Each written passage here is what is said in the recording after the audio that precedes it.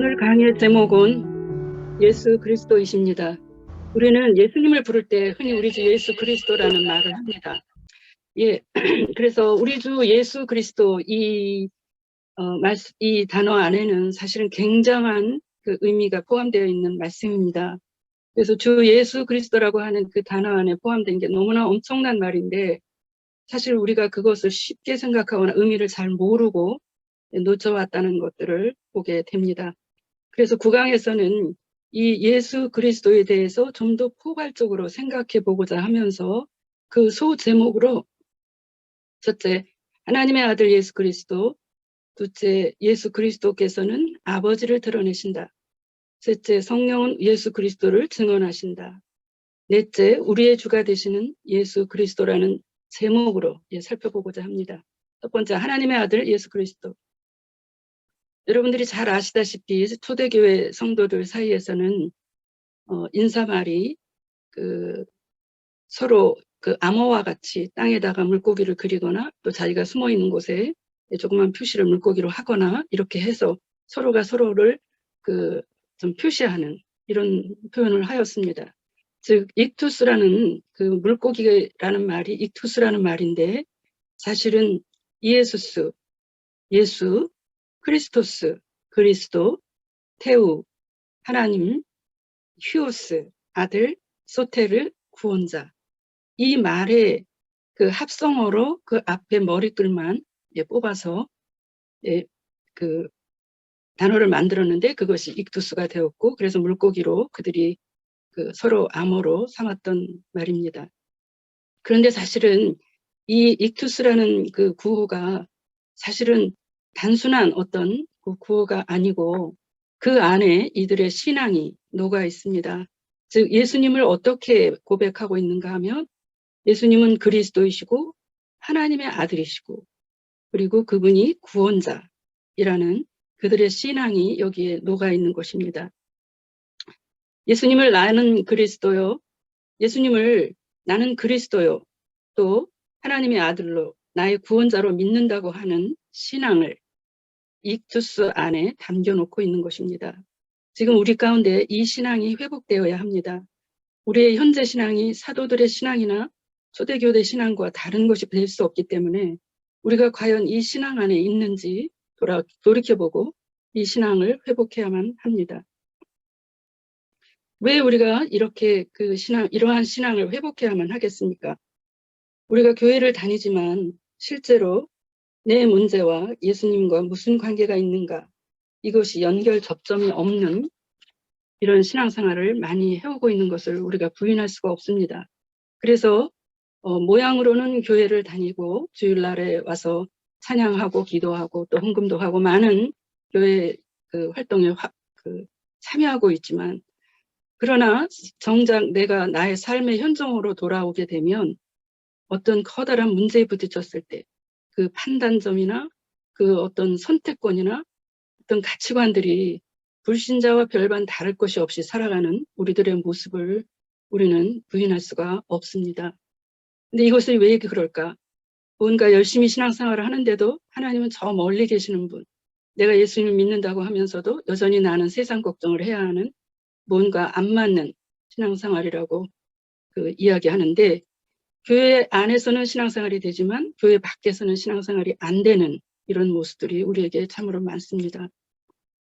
이것이 왜 이럴까요?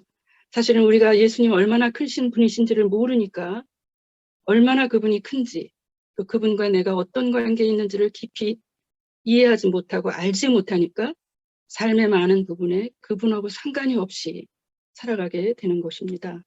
거꾸로 얘기하자면 그 그리스도이신 예수, 하나님의 아들이신 그 예수님이 얼마나 크신 분이시며 그분과 우리가 무슨 관계가 있는지 진실로 정확하게 알고 믿게 된다고 하면 우리 모든 삶의 문제 가운데서 그분과 연결될 수밖에 없고 오히려 그분으로 우리의 삶의 모든 문제를 넘어설 수 있다라고 말할 수 있겠습니다. 말씀을 보겠습니다. 마가복음 1장 1절입니다. 마가복음 1장 1절 하나님의 아들 예수 그리스도의 복음의 시작이라. 여러분이 잘 아시다시피 마가복음은 복음서 중에서 제일 먼저 기록이 되었습니다. 저자 마가가 붓을 들고 그 첫 번에 써 내려가기를 시작하기를 하나님의 아들, 그분이 예수 그리스도이시고, 그러니까 예수 그리스도가 하나님의 아들이신데 그것이 복음이고 그 복음의 시작을 지금부터 내가 쓰겠다. 이렇게 지금 고백을 하고 있는 것입니다. 그래서 사실 이 안에 다 들어있는 것입니다. 예수님은 하나님의 아들이시고 그분이 그리스도이시고 그것이 예수 그리스도 하나님의 아들, 그것이 복음이라는 것을 마가복음 1장 1절에서 시작하면서 이것을 풀어내고 있는 것이 복음서입니다. 또 요한복음 1장 1절에 보면 누구보다도 우리가 믿는 이 예수님에 관해서 하나님의 아들 그리스도이신 예수님에 관해서 누구보다도 어떤 구절보다도 더 선명하게 풀어내고 있습니다. 1장 1절에 보면 태초에 말씀이 계시니라. 즉 예수님을 말씀이라고 이야기하고 있습니다. 이 말씀이 하나님과 함께 계셨으니 이 말씀은 곧 하나님이시니라. 이 한 구절을 통해서 우리 말씀이신 예수님께서 하나님과 다르면서 또 하나님이라고 표현하고 있습니다. 하나님과 함께 계셨다는 말은 하나님과 떨어져 있었다 이런 얘기도 되잖아요. 다른 거라고 말씀할 수 있잖아요. 그래서 선재하고 계시면서 삼위일체이신 그 하나님의 아들로서의 예수님을 가장 잘 표현하고 있습니다. 하나님과 함께 계셨다는 이야기는 하나님과 별개라는 분이라고 표현할 수 있고 또 그러면서 이 말씀이 하나님이라고 말씀하십니다. 삼위일체에 대한 신비가 1장 1절부터 놓여 있습니다. 그분은 말씀이십니다. 그리고 동시에 하나님이십니다. 2절에 보면 그가 태초에 하나님과 함께 계셨고 그 만물이 만물이 그로 말미암아 지은 바 되었다라고 말씀하십니다. 그는 만물을 지은 자이십니다. 우리가 믿는 예수님이 이런 분이시라는 것입니다. 지은 것이 하나도 그가 없이는 된 것이 없다라고 또 그 안에 생명이 있었으니 그 그리스도 예수 안에 하나님 안에 생명이 있었다고 얘기합니다. 이것은 제가 예수님을 처음 만난 그 말씀이었습니다. 이 생명은 사람들의 빛이라. 예수님이 누구인지를 설명합니다. 요한복음 20장 21절에 이 복음을 기록하는 것은 너희가 하나님의 아들 예수 그리스도를 믿고 그 이름을 힘입어서 생명을 얻게 하려 합니다. 그걸 생각하면서 지금 요한복음 1장을 이렇게 예수님이 어떤 분이신가를 풀어내고 있는 것입니다. 이런 예수님을 우리가 믿고 있는데 우리는 왜 여전히 뭘 먹을까, 뭘 마실까, 뭘 입을까 걱정하고 있는 것일까요? 예수님은 우리가 알고 있는, 우리가 주인으로 섬기고 있는 예수님은 이런 어마어마한 분이신데 왜 이런 분을 모셔놓고 우리는 이런 걱정을 하고 있나, 이런 염려에 사로잡혀 있나, 안 해도 될 고민 가운데 있는가, 그것을 지금 이야기하고 있는 것입니다. 그다음에 4절에서 14절까지를 보겠습니다. 그 안에 생명이 있었으니 이 생명은 사람들의 빛이라. 빛이 어둠에 비치되 어둠이 깨닫지 못하더라. 하나님께로부터 보내심을 받은 사람이 있으니 그의 이름은 요한이라. 그가 증언하러 왔으니 곧 빛에 대하여 증언하고 모든 사람이 자기로 말미암아 믿게 하려 함이라. 그는 이 빛이 아니요 이 빛에 대하여 증거하러 온 자라. 14절까지 좀 열어주시겠어요? 네. 참빛, 곧 세상에 와서 각 사람에게 비추는 빛이 있었나니 그가 세상에 계셨으며 세상은 그로 말미암아 지은 바 되었을 때 세상이 그를 알지 못하였고 자기 땅에 오매 자기 백성이 영접하지 아니하였으나 영접하는 자 곧 그 이름을 믿는 자들에게는 하나님의 자녀가 되는 권세를 주셨으니 이는 혈통으로나 육정으로나 사람의 뜻으로 나지 아니하고 오직 하나님께부터 난 자들이니라. 말씀이 육신이 되어 우리 가운데 거하심에 우리가 그의 영광을 보니 아버지 독생자의 영광이요 은혜와 진리가 충만하더라. 네, 우리가 믿는 이 예수님은 말씀이신 그 귀하신 분이 육신이 되셔서 우리 가운데 내려오신 그리스도이시요 본체는 하나님의 아들이십니다. 우리 가운데 거하심에 우리가 그의 영광을 보았지만 우리가 그걸 깨닫지 못했고 그러나 그분은 은혜와 진리가 충만하셔서 우리 가운데 내려오셨고 그로 말미암아 아버지 독생자의 영광을 드러내시는 그러한 분이십니다. 그다음에 15절부터 18절까지 보겠습니다. 요한이 그에 대하여 증언하여 외쳐 이르되 내가 전에 말하기를 내 뒤에 오시는 이가 나보다 앞선 것은 나보다 먼저 계심이라 한 것이 이 사람을 가리킴이라 하니라. 우리가 다 그의 충만한 데서 받으니 은혜 위에 은혜로라. 율법은 모세로 말미암아 주어진 것이요 은혜와 진리는 예수 그리스도로 말미암아 온 것이라. 본래 하나님을 본 사람이 없을 때 아버지 품속에 있는 독생하신 하나님이 나타내셨느니라. 네, 독생하신 하나님이 이 예수님을 통해서 나타나셨다. 아버지를 나타내셨다. 이렇게 볼 수 있습니다. 요한복음 1장은 사실 굉장히 난해하고 깊이가 아주 깊은 이런 말씀입니다. 그래서 사실은 이것을 말씀드리려고 하면 정말 1년이라도 부족할 만큼 아주 심오합니다. 하지만 그 안에 그래도 예수님을 설명하는 사도 요한 저자의 목적 자체가 우리가 지금 이야기하고자 하는 이 예수님을 누구인지를 알아야 하지 않느냐라고 이야기하면서 예수님에 관하여 이야기하고 있습니다. 그리스도이시며 하나님의 아들이신 예수님은 바로 이러한 분이십니다. 우리가 누구를 믿고 있는가? 이런 분을 믿고 있습니다. 우리의 구원자가 누구이십니까? 바로 이분이십니다. 우리 그리스도가 어떤 분이냐 하면은 바로 이런 분이시라는 거죠.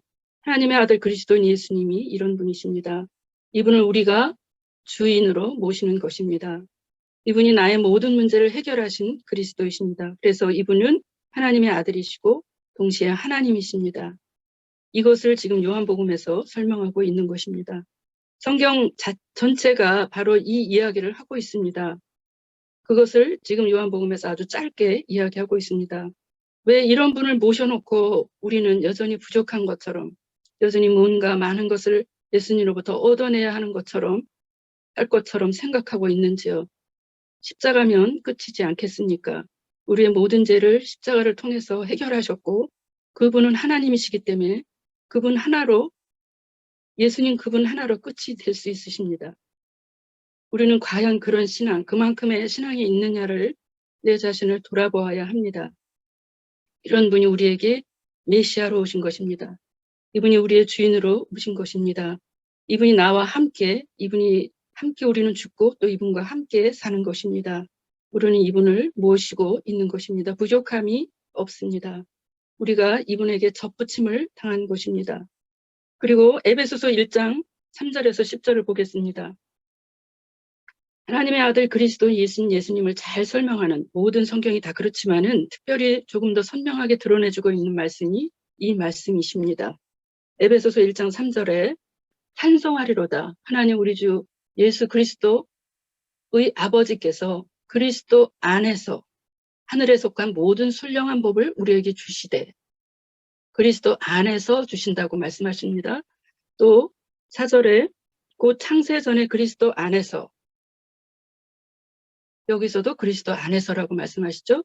우리를 택하사 우리로 사랑 안에서 그 앞에 거룩하고 흠이 없게 하시려고 그 기쁘신 뜻대로 우리를 예정하사 그리스도로 말미암아 자기의 아들들이 되게 하셨다. 이는 그가 사랑하시는 자 안에서 우리에게 거저주시는 바 그의 은혜의 영광을 찬송하게 하려 함이니라. 우리가 이 말씀을 통해서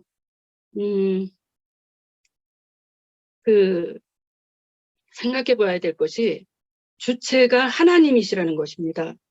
하나님께서 역사의 방법이 무엇이냐면은 그리스도를 통해서 그리스도 안에서 임하신다는 것을 지금 보게 됩니다.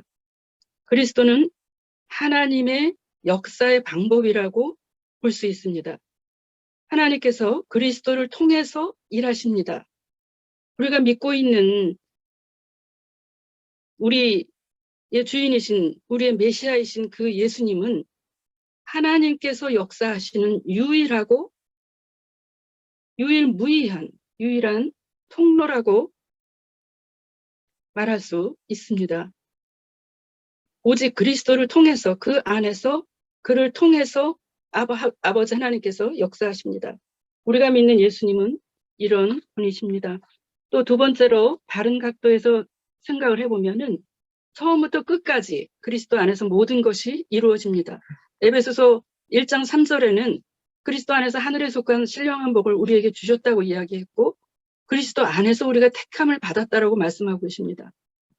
1장 3절에서 10절까지 보면 그리스도 안이라는 단어가 계속 나옵니다. 5절에 그 기쁘신 뜻대로 우리를 예정하신 예수 그리스도로 말미암아 자기의 아들들이 되게 하셨고 이는 그가 사랑하시는 자 안에서 우리에게 거저주시는 바 그의 은혜의 영광을 찬송하게 하려 하는 것이라.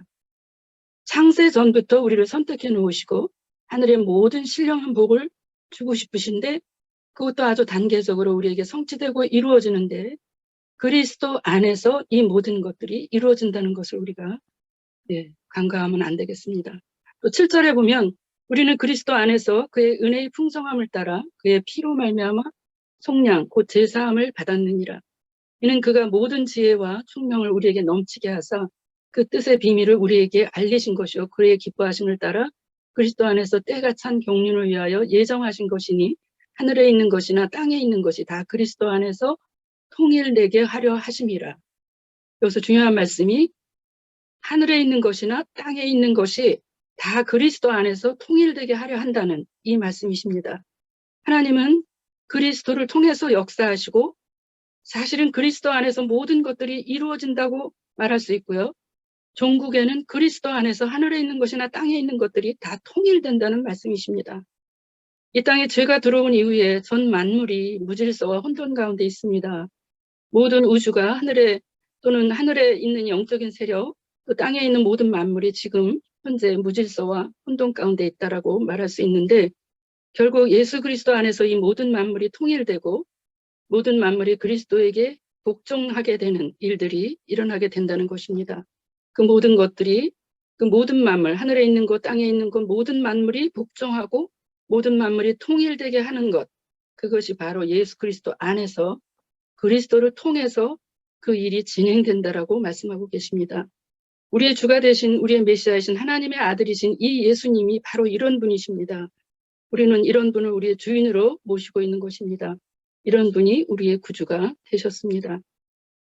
우리 입장에서는 예수님을 표현할 때 우리의 구원주이고 우리의 문제를 해결해주는 분 정도로 설명할 수 있습니다.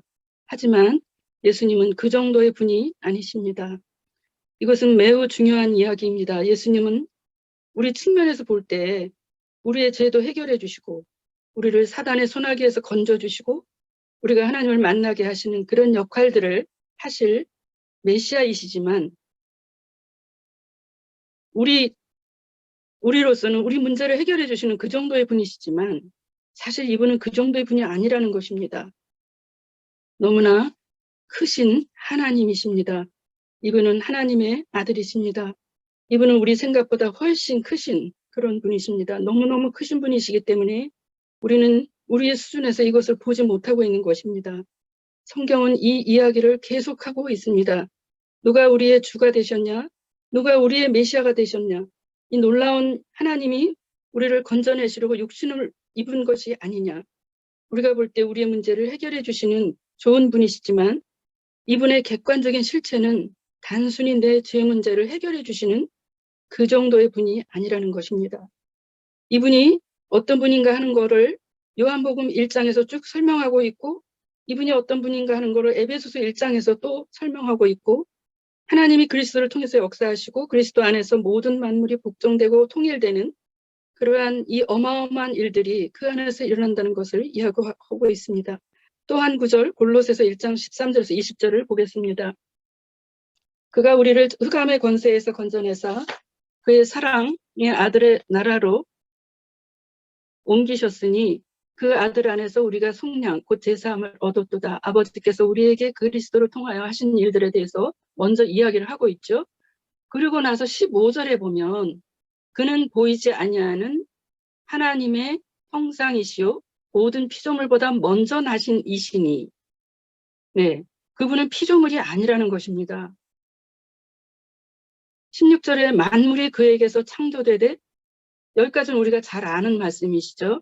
그러나 그 다음에 뭐라고 표현했냐면 하늘과 땅에서 보이는 것들과 보이지 아니하는 것들과 혹은 왕권들이나 주권들이나 통치자들이나 권세들이나 만물이 이 모든 서론적인 그 표현했던 그 모든 만물이 다 그로 말미암고 그로 위하여 창조되었고 그가 그 만물을 창조했다. 이렇게 어마어마한 말씀을 덧붙이고 있습니다. 그리고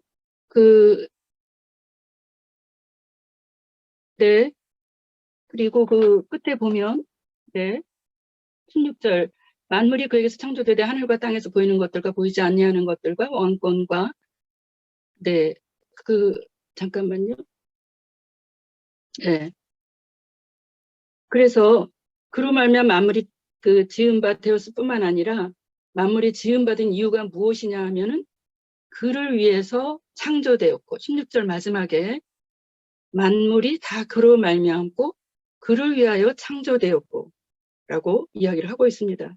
그래서 17절에 보면 또한 그가 만물보다 먼저 계시고 만물이 그 안에 함께 섰느니라.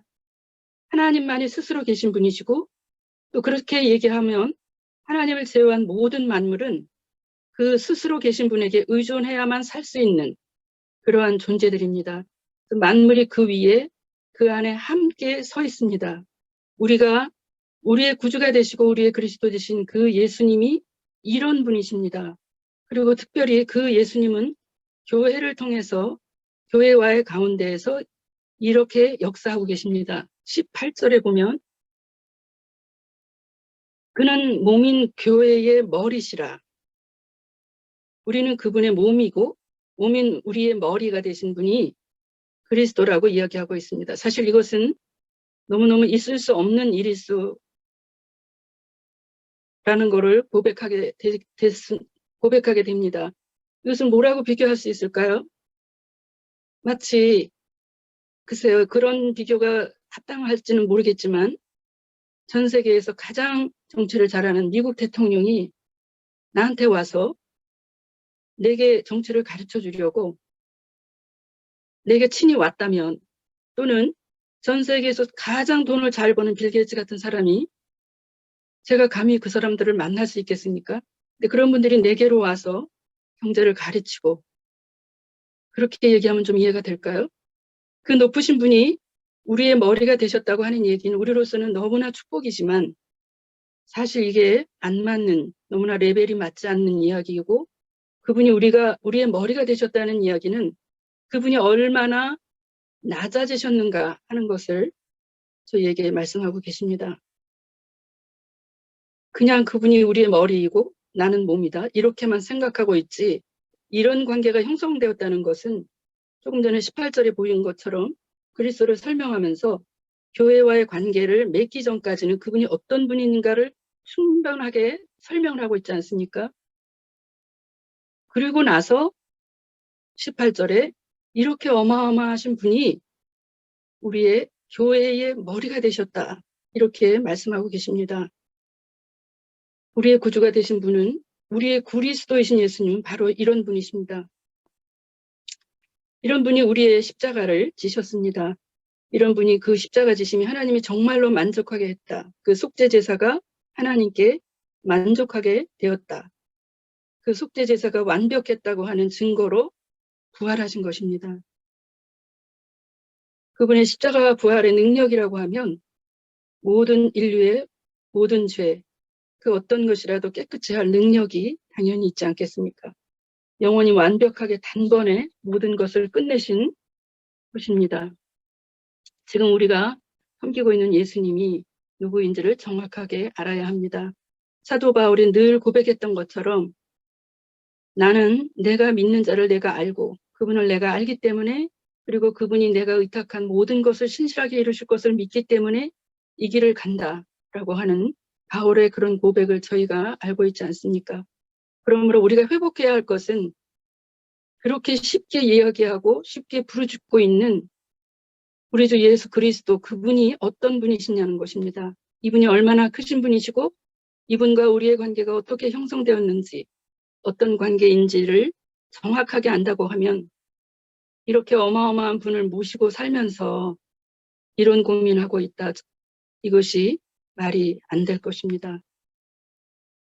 신앙생활이 왜 힘드냐면 생활이 힘든 게 아니라 믿음, 신앙이 힘든 것입니다. 누구를 믿고 있는지 몰라서 그렇게 되는 것입니다. 자기가 믿고 있는 분이 누구인지 몰라서 그렇게 되는 것입니다. 그래서 이게 지금 정확하게 설정이 제대로 된다고 하면 신앙생활은 정말로 재미있게 진행되지 않을까. 예, 그렇게 말씀드릴 수 있겠습니다. 시간이 어떻게 되셨나요? 괜찮으신가요? 끝나야 되지 않을까요? 김영곤 선교사님, 지금 1파트만 했는데요. 네. 아니, 네네. 예. 일단 오늘은 이 정도에서 예, 마무리를 하고요. 또 저희가 네, 예, 기회가 되어지면 또 네, 나중에 또 네, 말씀을 듣는 것으로 그렇게 하겠습니다. 네. 잠깐 네, 기도하고 끝낼까요, 목사님? 네, 네, 네, 감사합니다. 네. 그런데 지금 죄송합니다. 그 모세 목사님께서 지금 이동 문제로 네, 아, 네. 조금 더 시간이 걸린다고 그래. 말씀하셨어요. 메시지 방금 보내드렸는데 못 오신 것 같아요. 그래서 이번 대지까지만 네, 해주시면 네. 네네 네, 어떨까 네, 생각합니다. 혹시 그 들어오시게 되면 네, 저에게 네. 네, 네, 연락 네, 네. 주십시오. 네, 네. 네, 조금 더 하셔도 그럼, 되겠습니다. 네, 네, 편하게. 알겠습니다. 네, 하세요. 네, 이 파트 들어가겠습니다. 예수 그리스도께서 아버지를 나타내시는 분이십니다. 그러한 제목으로 하겠습니다. 이 하나님의 아들 그리스도이신 예수님이 특별히 하시는 일이 무엇이냐 하면 아버지를 나타내시는 일이십니다. 예수님을 통해서 우리는 아버지를 정확하게 볼 수 있습니다. 이 예수님은 우리의 입을 통해서 예수의 그리스도 되심을 증언할 수 있는 이러한 배경에는 뭐가 있느냐 하면은 성령의 역사가 아니면 그럴 수가 없습니다. 즉 주의 성령의 역사가 올바른 주의 성령의 역사가 있을 때 복음을 드러내게 되어 있습니다. 쉼없이 예수의 그리스도 되심을 말할 수 있는 그 배경에는 성령 역사가 있기 때문에 가능한 것입니다. 이건 3파트에서 조금 더 말씀을 드리기로 하고요. 그래서 표면적으로 볼 때에는 그리스도 예수를 계속 드러내는 것처럼 보이지만 결국은 예수 그리스도를 통해서 아버지를 드러내기 위한 목적이십니다. 우리가 예수 그리스도를 선포하는 것이 그 배경에 주의 성령이 강력하게 되어 있다는 것이고 삼위일체 하나님의 역사라고 할 수 있습니다. 그런데 이 그리스도인 예수께서 아버지를 드러내시는데 아버지를 우리가 어떻게 알 수 있습니까? 가끔 그런 질문 저도 하게 되거든요. 도대체 이 하나님이 어디에 계시는 건가? 이 어마어마한 하나님이 어디에 계시는 걸까? 그 우주 밖에 계시는 걸까? 이제 그런 상상도 해보는데요. 물론 이 아버지가 어떻게 알 수 있는가? 성경을 통해서 알 수 있습니다. 하지만 입체적으로 우리에게 오신 분이 그리스도이신 예수님이시고 그 그리스도이신 예수님이 아버지를 드러내십니다. 유명한 14장, 요한복음 14장 6절에 보면 예수께서 이르시되 내가 곧 길이요 진리요 생명이니 나로 말미암지 않고는 아버지께로 올 자가 없느니라. 예, 너무나 유명한 말씀이지 않습니까? 그러나 그 다음에 보면 7절에 너희가 나를 알았더라면 내 아버지도 알았으리로다. 이제부터는 너희가 그를 알았고 또 보았느니라. 이렇게 말씀하고 계십니다. 그러자 빌립이 말합니다. 8절 주여 우리에게 그 아버지를 좀 보여주십시오. 이렇게 이야기를 합니다. 그러니까 예수님께서 이르시되 빌립아 내가 이렇게 오래 너희와 함께 있으되 너희가 나를 알지 못하느냐? 나를 본 자는 아버지를 보았거늘 어찌하여 아버지를 보이라 하느냐? 내가 아버지 안에 거하고 아버지는 내 안에 계신 것을 네가 믿지 아니하느냐? 내가 너희에게 이르는 말은 스스로 하는 말이 아니라 아버지께서 내 안에 계셔서 그의 일을 하시는 것이라. 내가 아버지 안에 거하고 아버지께서 내 안에 계심을 믿으라. 그렇지 못하겠거든 행하는 그 일로 말미암아 나를 믿으라. 이렇게 친히 말씀하십니다. 이것은 예수님이 하신 말씀입니다. 우리는 예수님의 말씀에 귀 기울여야만 합니다. 예수님께서 이 땅에서 많은 일을 행하셨지만 단 하나라도 한 걸음이라도 아버지와 독자적으로 별개로 행동하시거나 말씀하시지 않으셨습니다. 그 모든 말과 모든 행위 속에는 그 배경에는 항상 아버지의 뜻을 구했고 아버지의 동행하심이 있었습니다. 그래서 그리스도이신 예수님을 통해서 아버지의 모습, 아버지의 사랑이 모든 것들이 보일 수 있다는 것입니다. 그 부분을 요한복음 14장에 예수님이 분명히 드러내셨습니다.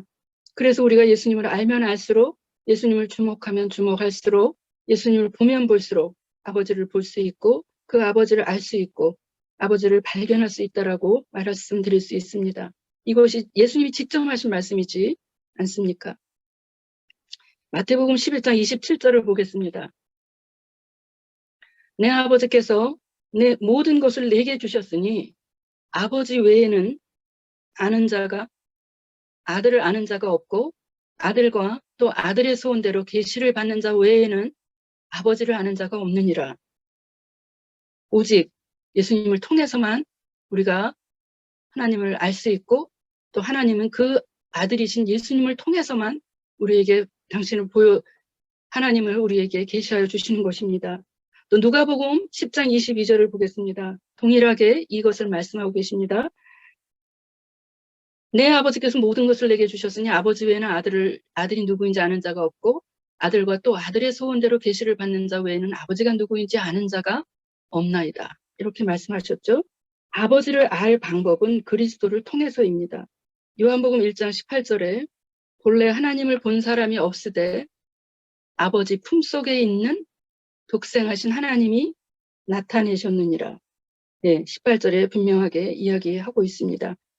또 아무도 아버지를 본 자가 없는데 독생하신 하나님이 나타내셨느니라. 이렇게 분명하게 언급하고 있습니다. 진실로 우리는 그리스도 예수님을 통해서 아버지를 알 수가 있습니다. 요한복음 8장 19절에 보면 이에 그들이 묻되 네 아버지가 어디 있느냐? 예수께서 대답하시되 너희는 나를 알지 못하고 내 아버지도 알지 못하는도다. 나를 알았더라면 내 아버지도 알았으리라. 또 요한복음 10장 30절에 나와 아버지는 하나이니라. 하나이니라. 이렇게 말씀하시죠. 요한복음 10장 38절에는 내가 행한 것은 나를 믿지 아니할지라도 그 일은 믿으라. 그러면 너희가 아버지께서 내 안에 계시고 내가 아버지 안에 있음을 깨달아 알리라 하시니 예수님을 통해서 우리는 하나님 아버지를 정확하게 알 수 있습니다.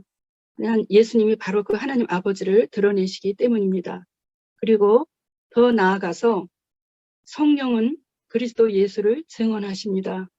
성경에 성령에 관한 부분들이 너무나 많습니다. 은사라든가 또 성령을 통한 역사라든가 이런 부분들이 너무나 많습니다. 그래서 정말 할 말이 너무나 많지만 그러나 우리가 성령이 구체적으로 가장 핵심적으로 무슨 일을 하는지는 명확하게 알고 있어야 되겠습니다. 성령이 그 수많은 다양한 역사, 다양한 은사, 다양한 열매, 다양한 어떤 일들을 행하시지만 성령이 구체적으로 가장 핵심적으로 무슨 일을 하시는지 우리는 정확하게 알고 있어야 하는데요. 그래서 3파트 성령은 예수 그리스도를 증언하신다는 말씀을 살펴보겠습니다. 우리가 성령에 대해서 정의할 때 가장 핵심적으로 성령을 정의할 수 있는 것은 예수님이 성령을 무엇이라고 표현하셨을까? 예수님께서 성령을 뭐라고 언급하셨을까? 이것이 가장 핵심이 아니겠습니까? 그래서 예수님이 성령을 어떻게 언급했는지에 대한 성경 구절을 노골적으로 등장한 구절들이 이 구절입니다. 요한복음 14장 26절에 보면 보혜사 곧 아버지께서 내 이름으로 보내실 성령. 여러분이 알고 계시듯이 이 보혜사라고 하는 부분의 첫 번째 보혜사는 예수님 자신이십니다. 그리고 또 다른 보혜사라고 이야기할 때 완벽하게 같으면서 또 다른 보혜사를 성령으로 이야기합니다. 이렇게 설명을 해놓고 뭐라고 이야기하시냐면 그가 너희에게 모든 것을 가르치고 내가 너희에게 말한 모든 것을 생각나게 하리라. 모든 것을 가르치면서 동시에 내가 너희에게 말한 모든 그것을 생각나게 하겠다는 이런 말씀이십니다. 좀 더 구체적으로 요한복음 15장 26절에는 내가 아버지로부터 너희에게 보낼 보혜사 곧 아버지께로부터 나오는 진리의 성령이 오실 때에 성령을 표현할 때 진리의 성령이다 이렇게 말씀을 하셨고 그가 나를 증언하실 것이요 그 진리의 성령이 오시면 그가 하는 일이 무엇이냐면은 그분이 예수님을 증언한다는 것입니다. 내가 누구인지를 증언할 것이다. 그 성령이 하시는 가장 큰 역할은 예수님을 증언하게 하는 일입니다. 예수님이 말씀하신 모든 것을 생각나게 하고 예수님을 증언하게 하신다는 이런 말씀이십니다. 또 요한복음 16장 13절에 보면 그러나 진리의 성령이 오시면 그가 너희를 모든 진리 가운데로 인도하시리니 그가 스스로 말하지 않고 오직 들은 것을 말하며 장래일을 너희에게 알리시리라. 진리라고 하는 이 부분들이 범위가 굉장히 넓을 수 있지만 사실 하나님이 진리이시고 그 예수님이 진리라고 볼 수 있습니다. 예수님께서 가라사대 내가 길이요 곧 진리요 생명이니라고 말씀하시지 않았습니까? 또 사도행전 1장 8절을 보겠습니다. 오직 성령이 임하시면 너희에게 임하시면 너희가 권능을 받고 예루살렘과 온 유대와 사마리아와 땅끝까지 이르러 내 증인이 되리라 하셨습니다.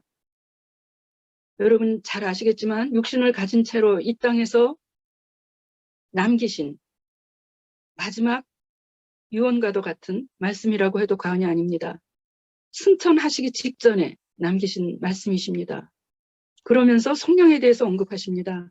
성령이 임하시면 권능을 받고 예루살렘과 유대와 사마리아 땅끝까지 이르러 이 모든 곳에 이르러 내 증인이 되리라. 예수의 증인이 되리라 이렇게 이야기했습니다. 여기에서 초점은 무엇이냐 하면 증인이 되리라는 말씀에 있습니다. 증인이 되려고 하면 증거가 있어야 되지 않겠습니까?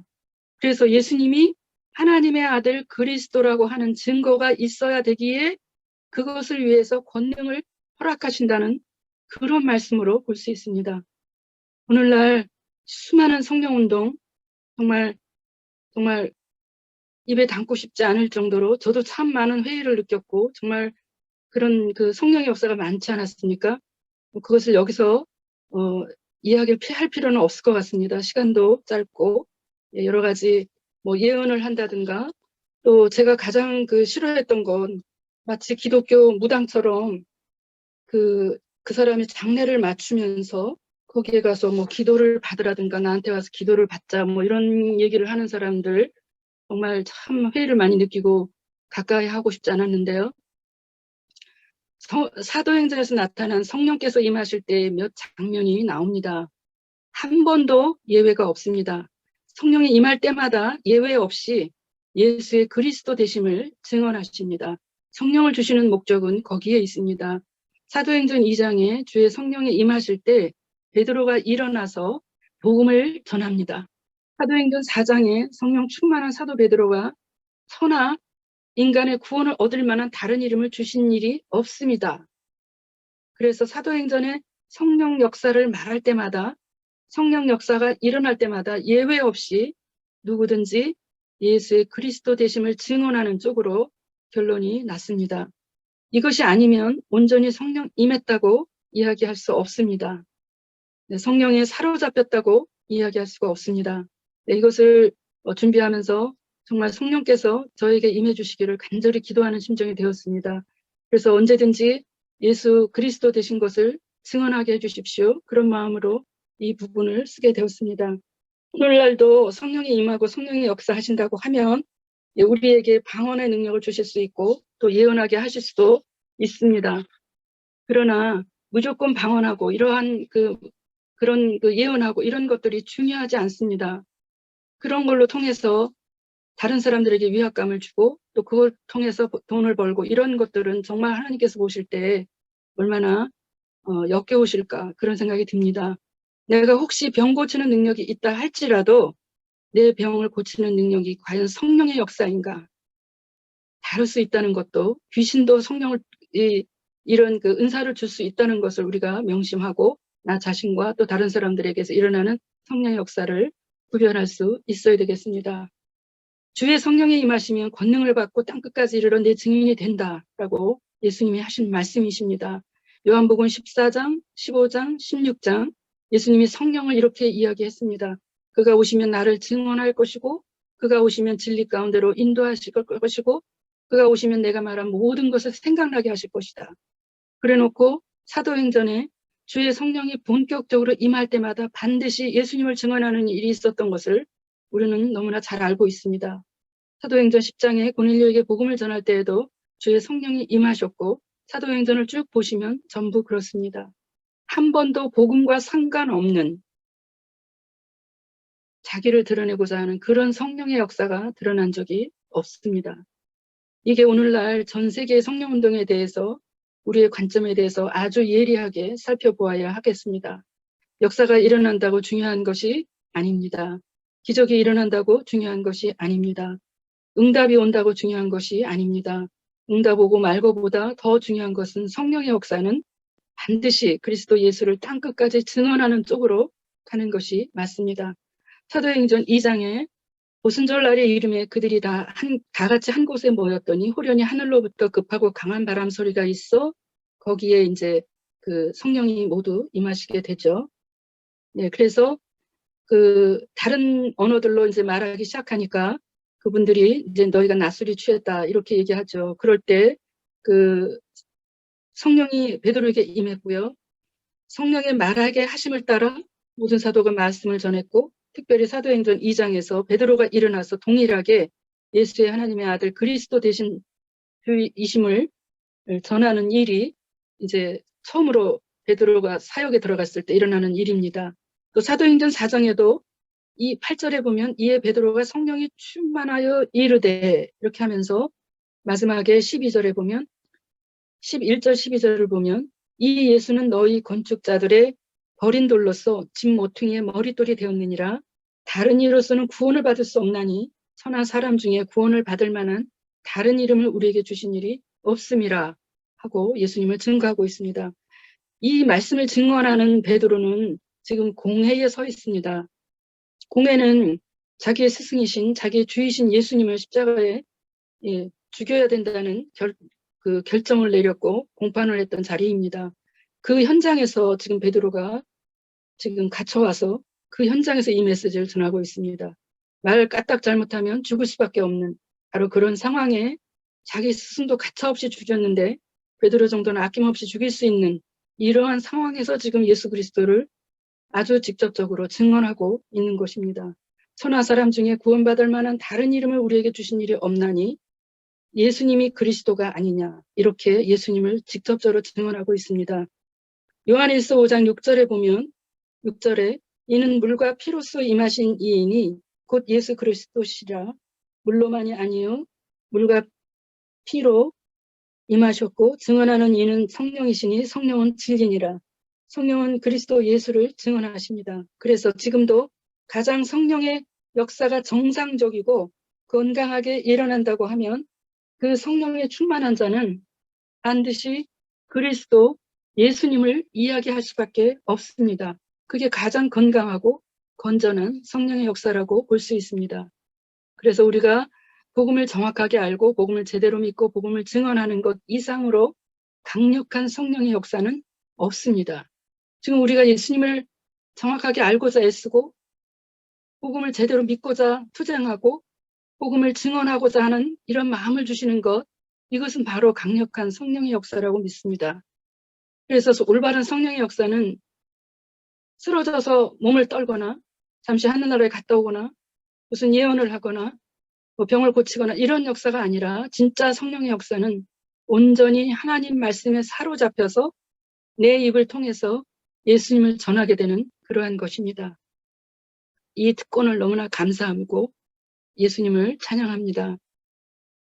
자, 이제까지 우리는 우리의 주가 되신 우리의 메시아가 되시는 하나님의 아들 예수가 어떤 분이신지를 먼저 증거했고 특별히 이 예수님이 하나님 아버지를 나타내신다는 것을 증거했고 세 번째는 특별히 이 예수 그리스도를 증언하고 나타내시는 분이 성령이심을 말씀을 드렸습니다. 감사하신 주님, 저희가 이렇게 놀랍고 너무나 고귀하시고 하나님 자체이신 그분을 모시고 있음에도 저희가 주님을 높이지 못했던 모든 것들을 정말 진심으로 회개하고 주님 앞에 무릎을 꿇습니다. 하나님 저희들을 용서해 주시고 저희들을 참아주신 그 예수님의 은혜가 너무나 감사합니다. 하나님 저희에게 성령을 부어주셔서 저희가 예수 그리스도를 땅끝까지 증거하고자 하는 간절한 심정이 되도록 저희들에게 긍휼과 자비를 베풀어 주시옵소서. 이 모임을 축복하시고 복음이 필리핀을 넘어서 전 세계에 전파되는 귀한 장으로 써주시옵기를 간절히 간구합니다. 감사하고 예수님의 이름으로 기도하였습니다. 아멘.